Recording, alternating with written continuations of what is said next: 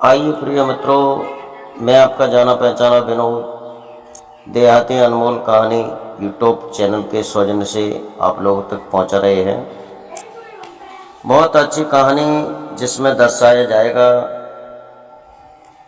महात्मा ध्रुव का और महात्मा कुबेर का युद्ध और उत्तम की हट शादी के लिए। तो मैंने कल बताया था उस वॉल्यूम में कि जिस समय महात्मा ध्रुव तपस्या करके जब लौटे हैं घर के लिए और सबसे पहले मौसी सुरची के घर पहुंचे हैं। जब महलों में पहुंचे हैं तो मौसी ने बहुत कुछ लाड़ और प्यार दिया। वहीं मैया सुनीति आ जाती है, महाराज उत्तानपाद आ जाते हैं कि मेरा 5 वर्ष का बच्चा बहुत बड़ी तपस्या करके घर लौटा है। सबके कहने पर भगवान के दर्शन हुए हैं और दर्शन होने के बाद में भक्तों एक काम और यहाँ पे होता है। महाराज उत्तानपाद ने अयोध्या का सम्राट बना दिया है महात्मा ध्रुव को और देख रेख में छोटे बेटा को मंत्री का पद दे दिया है जिन्हें उत्तम कहते हैं। बहुत अच्छा शासन काल चल रहा है ध्रुव का। इधर महाराज उत्तानपाद और सुनीति और सुरची दोनों पत्नियों को लेकर के वन में भजन करने के लिए जाते हैं। मैंने किसी क्लब में आपको बताया होगा कि मनुष्य सारे जीवन भंवर जाल में ही अटका रहता है, लेकिन उस प्रभु के लिए कुछ करता नहीं है। भक्तों, जो हवस की खोपड़ी है जो कभी भरती नहीं, जो औलाद से भरती नहीं है, शौहरत से भरती नहीं है, दौलत से भरती नहीं है। आप जन्म लेते हो, 5 वर्ष के होते हो, उसके बाद में आपके पीछे लग जाता है पढ़ाई लिखाई का काम। मेरा अंदाजा करीब 30 वर्ष तक आप पढ़ाई करते हैं। 5 वर्ष बचपन में चला जाता है, 25 और 30 वर्ष पढ़ाई में चला जाता है, 35 वर्ष तक आपकी शादी हो जाती है। फिर पत्नी के प्यार में समय निकल जाता है। उसके बाद में बच्चे हो जाते हैं, फिर बच्चों के ध्यान में समय निकल जाता है, लेकिन उस परमात्मा का ध्यान नहीं करते हैं। अब बच्चे बड़े हो जाते हैं तो उनकी पढ़ाई में ध्यान निकल जाता है, लेकिन उन परमात्मा का ध्यान नहीं करते। मैंने किसी क्लब में साहब आपको बताया होगा, मनुष्य 50 वर्ष तक इस भंवर जाल में ही अटका रहता है और 50 वर्ष के बाद में फिर एक गिनती आती है 51। उसके बाद में आती है बा और बन, बाय छोड़ो चल बन। लेकिन मनुष्य ऐसा करता नहीं है, वो बन जाता नहीं है, लेकिन 50 के बाद में तो फिर उसे इतना झंझट पीछे पड़ जाता है। जब बेटा की शादी करनी है, उसके बाद में फिर इतना दहेज लेना है, इस खेत में क्या हो रहा है, उस खेत में क्या हो रहा है, उसे बहुत बड़ा चक्कर पीछे लग जाता है।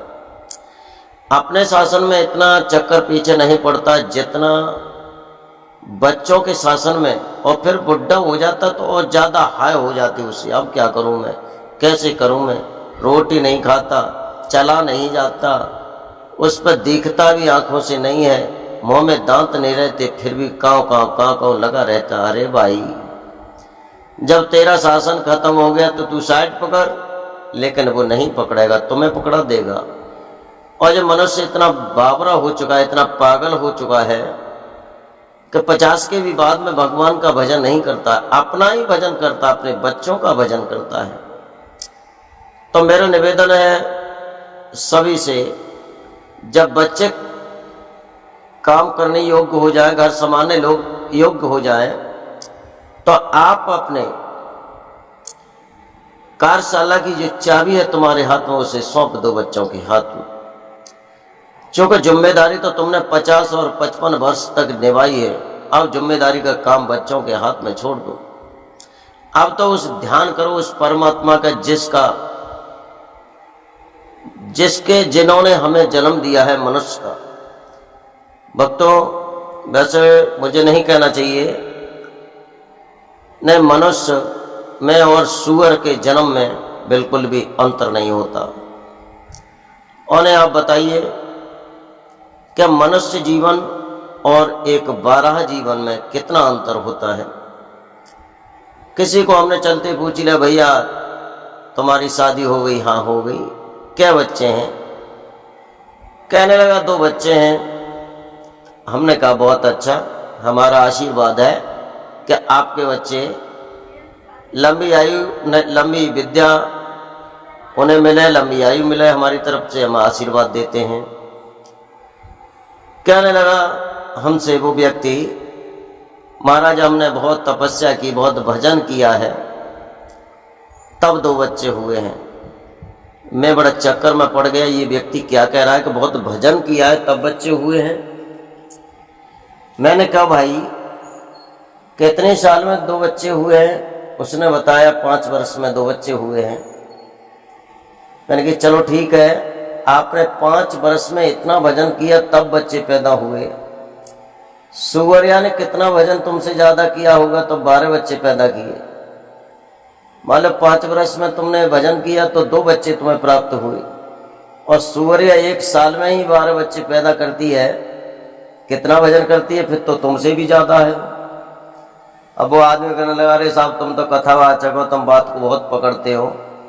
हमने की बात नहीं पकड़ रहे, हम केवल बात का उत्तर ले रहे आपसे। हम बात किसी की नहीं पकड़ते, हम तो केवल इस बात को कहते हैं कि तुमने 5 वर्ष भजन किया और बच्चे क्या हुए आपके पास? 2। फिर तुमसे कितना गुना ज्यादा भजन जो सुवरिया ने किया जिसने 12 बच्चे पैदा किए। तो ये मत कहिए कि हमने भजन किया है, ये किया है, वो किया है। तुमने कुछ नहीं किया है। जितना भजन किया है अपने उदर पूर्ति के लिए किया है, अपने पेट भरने के लिए किया है। तुमने किसी के लिए भजन नहीं किया है। चलो छोड़ो दे, तो दुनिया के झंझट है, इधर आ जाते हैं। एक दिन उत्तम कहने लगे भैया ध्रुव से, ध्रुव कहने लगे हाँ अनुज बताइए क्या चिंता है आपको? ध्रुव कहने लगे भैया अगर आपकी आज्ञा हो तो मैं वन विहार करने के लिए जाना चाहता हूं। ध्रुव कहने लगे हमने कभी मना तो नहीं किया है, आप वन विहार करिए और जाइए, लेकिन किसी से लड़ना नहीं है, किसी से झगड़ना नहीं है, किसी की बहन बेटी पर बुरी नजर नहीं डालनी है जिससे हमारे ऊपर कोई आंच आ जाए। उत्तम कहने लगे भैया आप चिंता न करें, आपका इतना बड़ा नाम है और मैं आपकी इज्जत पर कोई आंच नहीं आने दूंगा। लोग आपसे ये नहीं कह सकते हैं कि अयोध्या सम्राट महात्मा ध्रुव का भैया किसी तरह से किसी रास्ता पर फिसल गया है। ना तो मैं किसी की चोरी करूंगा, ना किसी से मैं व्यर्थ लड़ूंगा, ना किसी की बहन बेटी पर बुरी नजर डालूंगा, केवल मैं अपने भैया की आज्ञा चाहता हूं। ध्रुव कहने लगे अपने मंत्री से, ए मंत्री हमारे अनुज भ्राता श्री उत्तम को बढ़िया सा दौड़ने वाला घोड़ा ला करके दे दो जिस पर मेरा छोटा भाई आज वन विहार करने के लिए जाएगा। सफेद कलर का घोड़ा था। वक्त तो मंत्री ने जीन भीन से कसवा करके सोने की लगाम चढ़वा करके उत्तम को दे दिया। भक्तों उत्तम वहां से चले हैं, घोड़ा को भगाते भगाते भगाते भगाते जे पहुंचे हैं कुबेर नगर पर। जब कुबेर नगर पर पहुंचे हैं और कुबेर नगर में कुबेर महात्मा की बहुत सुंदर एक बगीचा था, बगिया थी जिसमें नाना प्रकार के फल वृक्ष थे। जिसमें अमरूद दिखाई दे रहे हैं, चीकू दिखाई दे रहे हैं, अंगूर दिखाई दे रहे हैं, पपीता दिखाई दे रहा है, अनानास दिखाई दे रहा है, मौसमी दिखाई दे रही है। यानी कहाँ तक बताओ, उसमें फल ही फल दिखाई दे रहे हैं। अब उत्तम ने देखा जे बगिया किसकी है, बड़ा सुंदर है, बड़ा सुंदर बगिया दिखाई दे रही है। तो उस बगिया के किनारे पर खड़े हो जाते हैं, अपने घोड़ा को थोड़ा आगे बढ़ाते हैं, और जब घोड़ा आगे बढ़ता है तो उस मेन गेट पर आ जाता है जहां बगिया का मेन दरवाजा था। अब घोड़ा को लेकर के उत्तम उस बगिया में प्रवेश करते हैं। जब उन्होंने प्रवेश किया है बगिया के अंदर, तो उस बगिया में देखा है 5-6 लड़कियां घूम रही हैं, विशेष सुंदर हैं। उनका शरीर हीरा की तरह से चमक रहा है, उनके चेहरा का तेज इतना प्रबल है, कभी कभी तो ध्रुव को चकाचौंधा सा लग जाता है। ध्रुव उस लड़कियों के साथ में देख रहे हैं कि एक लड़की विशेष सुंदर है, जिसका नाम बता रहे हैं सुनंदा। जब टकटकी लगा के देखने लगे तो वो सुनंदा कहने लगी है, ए मुसाफिर, आप कहाँ जा रहे हैं? उत्तम कहने लगे, हम कहीं नहीं जा रहे। लेकिन सुंदरी, आप कौन हैं? आप अपना परिचय देंगी? सब लड़कियां कहने लगी, बड़े मूर्ख हो, अरे इन्हें परिचय देने का क्या जरूरत है, तुम जानते नहीं है जो महात्मा कुबेर हैं उनकी बेटी हैं, इनका नाम है सुनंदा। उत्तम कहने लगे, हम तो जानते हैं, लेकिन मैं ये जानना चाहता हूं ये सुनंदा की शादी हो गई या नहीं। समस्त लड़कियां कहने लगी, ए राजकुमार, तुम कहाँ के रहने वाले हो? हमारी बहन की शादी हो गई है, लेकिन आपको क्या लेना देना है? तभी कहने लगे हैं उत्तम, हमें कुछ बहुत लेना देना है। अगर तुम्हारी बहन सुनंदा की शादी नहीं हुई है तो मैं शादी करना चाहता हूं। सुनंदा कहने लगी, ए राजकुमार, आप अपना परिचय दे सकते हैं? उत्तम कहने लगी, क्यों नहीं, बिल्कुल परिचय दे सकता हूं। मेरा अगर परिचय जानना चाहती हो तो सुनो, मैं अयोध्या सम्राट आदरणीय महात्मा ध्रुव का छोटा भाई हूं, मुझे उत्तम कहते हैं। सुनंदा कहने लगी, महात्मा ध्रुव तो बहुत अच्छे महात्मा हैं, लेकिन आप इस तरह की बातें क्यों कर रहे हैं? आप जानते नहीं हैं कि मेरी शादी जल के राजा वरुण देव के साथ में तय हो गई है, और मेरे साथ शादी नहीं हो सकती आपकी। उत्तम कहने लगे, देवी सुंदरी, जहाँ हम हाथ रख देते हैं वहाँ से हमारा हाथ हटता नहीं है, जहाँ हम पैर रख देते हैं हमारे पैर को हटाने वाला कोई नहीं है। तुम नहीं जानती हो कि विश्व की जितनी राजकुमारियाँ, जिन राजाओं की पुत्री हैं जिन्हें राजकुमारी कहते हैं, मैंने सबकी शादी को ठुकरा दिया है, क्योंकि कोई मुझे आज तक सुंदरी नजर नहीं आई, कोई राजकुमारी मेरे मन नहीं भाई। इस वजह से मेरा कहना है कि अपने पिता को बुलाओ और मेरे साथ में शादी कर लो। सुनंदा कहने लगी, आप जानते नहीं हैं, जब मेरी शादी मेरे पिता ने जल के राजा वरुण के साथ में की है, तो भला मैं आपके साथ शादी कैसे कर सकती हूँ? मैं आपके साथ शादी नहीं कर सकती हूँ, चाहे कुछ भी हो जाए। और एक बात और कहा सुनंदा ने, कौन शान के मत वाले जो हमसे रार बढ़ाते हैं, और सच है उत्तम, जब चतुर चुकता है तो उसके पंख उपज आते हैं। अरे उत्तम, तुम्हारी इतनी हिम्मत कहाँ है जो हमारी बराबरी पर आओ, और सू करके इतने भाग नहीं है जो खीर हवन की खा जाए। तुम मेरे साथ शादी नहीं कर सकती हो। उत्तम आगे बढ़ते हैं भक्तों, सुनंदा की कलाई को हाथ में पकड़ लेते हैं।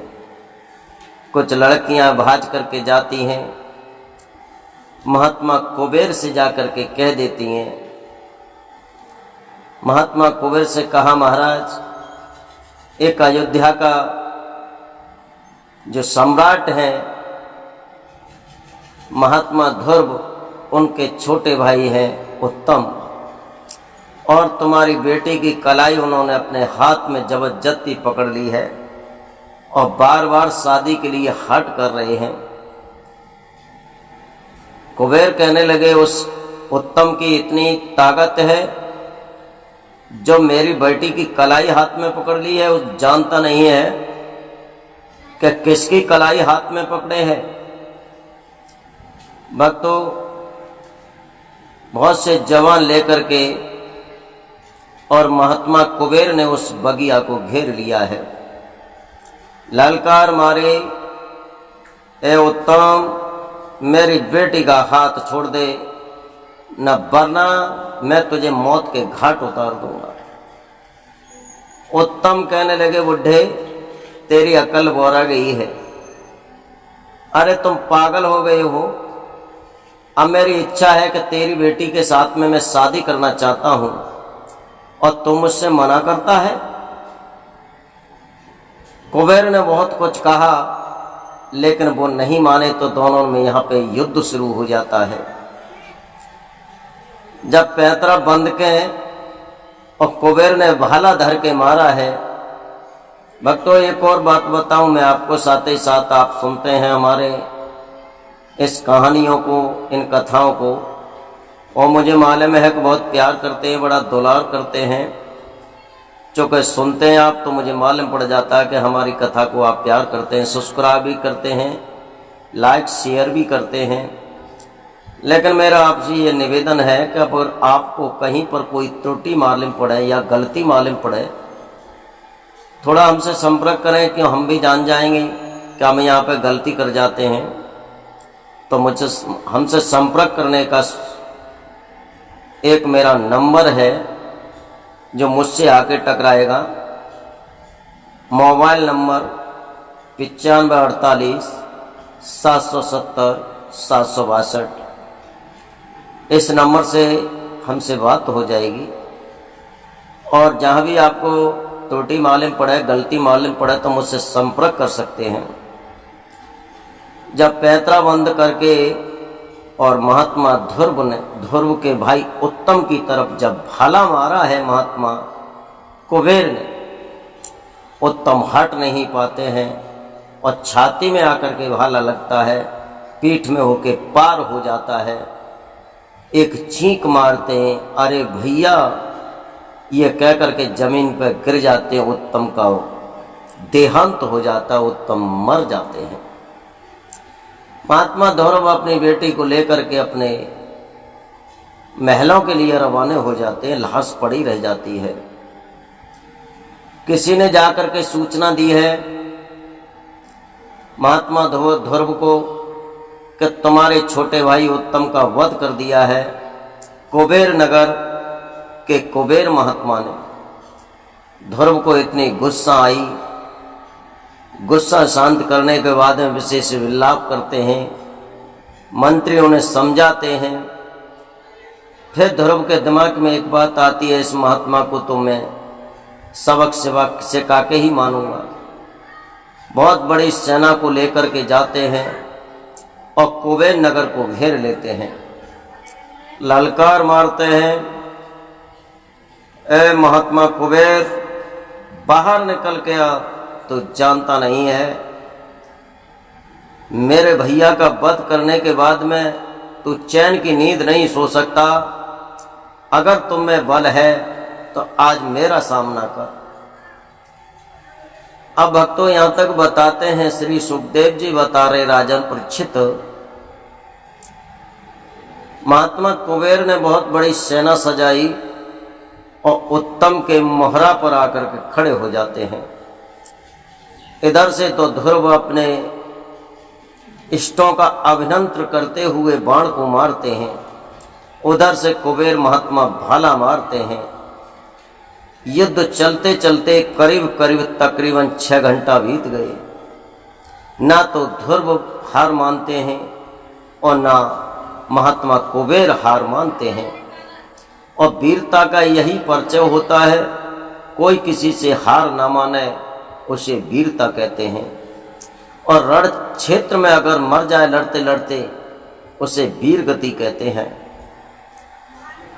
कुछ कवि लोग कहते हैं खटिया पे पड़ के अगर मर जाओगे तो ऊसर में धर के फूंक दिए जाओगे, और रणभूमि में अगर मर जाओगे तो आपको वीर गति का परिचय दिया जाएगा और योद्धा कहलाए जाओगे।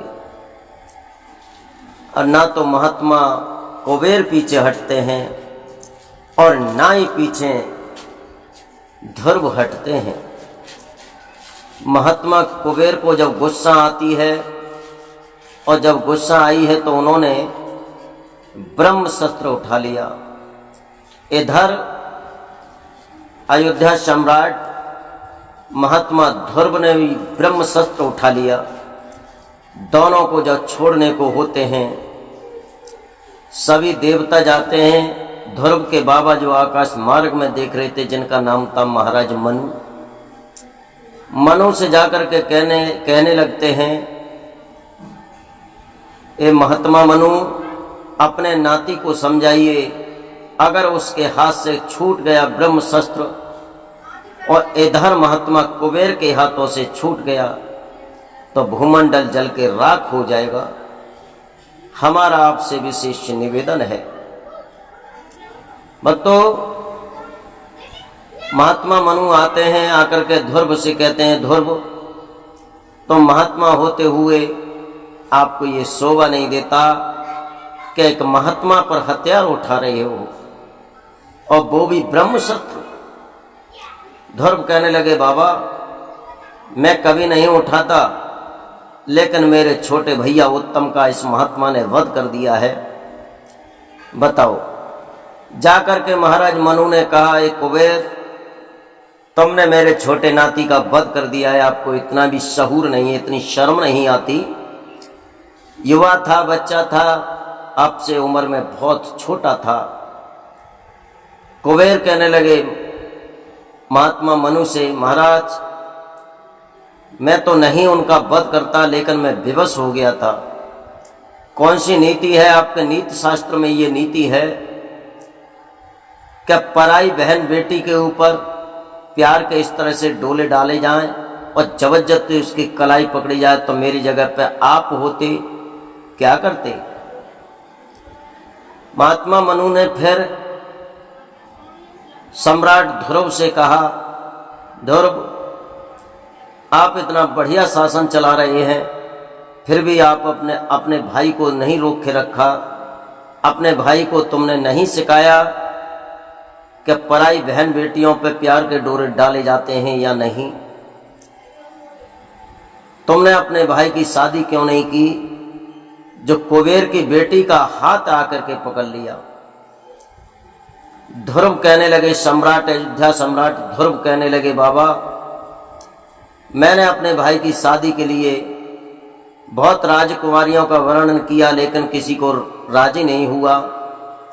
चलो कोई बात नहीं, मेरा भाई किसी तरह से इस कुबेर की लड़की का हाथ पकड़ लिया तो ये शादी कर देता, तो इस पर कोई पहाड़ नहीं टूट जाता।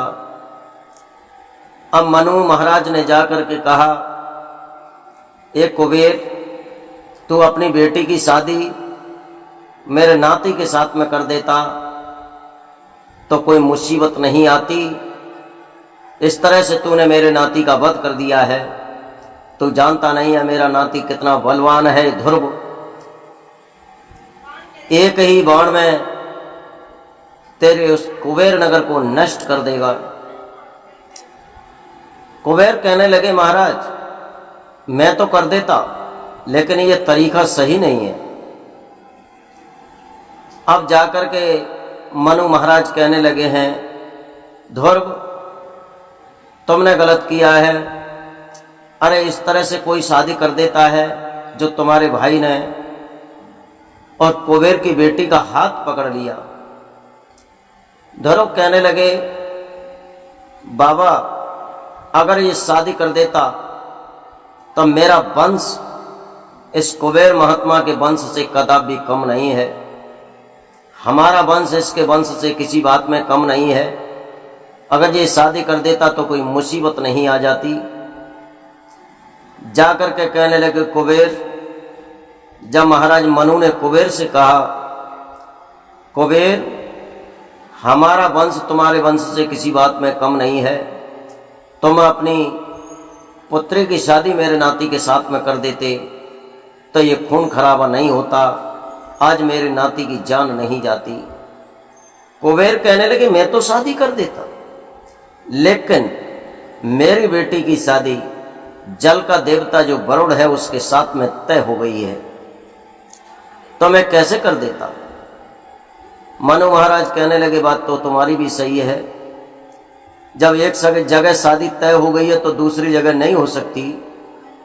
पर मनु महाराज आते हैं, ध्रुव के सर पर हाथ फिराते हैं, हाथ फिरा के अपने सीना से लगा लेते हैं। ध्रुव बहुत रोते हैं उत्तम के लिए। बाबा मनु भी रोते हैं। रोना धोना बंद करने के बाद में कहने लगे, उत्तम की लाश उठाओ, अयोध्या के लिए लेके चलो। जब उसकी लड़की की शादी वरुण देव के साथ में तय हो गई तो शादी कैसे कर देता। भक्तों, उत्तम की लाश उठाई है और लाश उठाने के बाद में अयोध्या में लेकर के आ जाते हैं। लाश का दाह संस्कार करते हैं।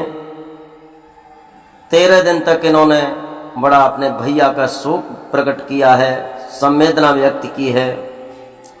13 दिन के बाद में कार्यकाल में लग जाते हैं। इस तरह से उत्तम की कहते हैं, भागवत कहती है उत्तम की शादी, लेकिन शादी तो हुई नहीं, शादी के लिए लड़ना था उन्हें।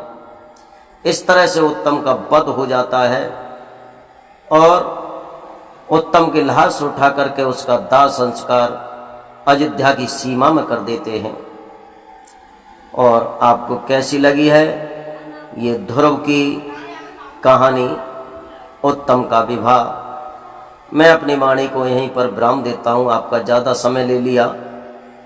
और हमारे चैनल को सब्सक्राइब और लाइक शेयर करते रहें, इसी तरह से नई नई वीडियो देखते रहें।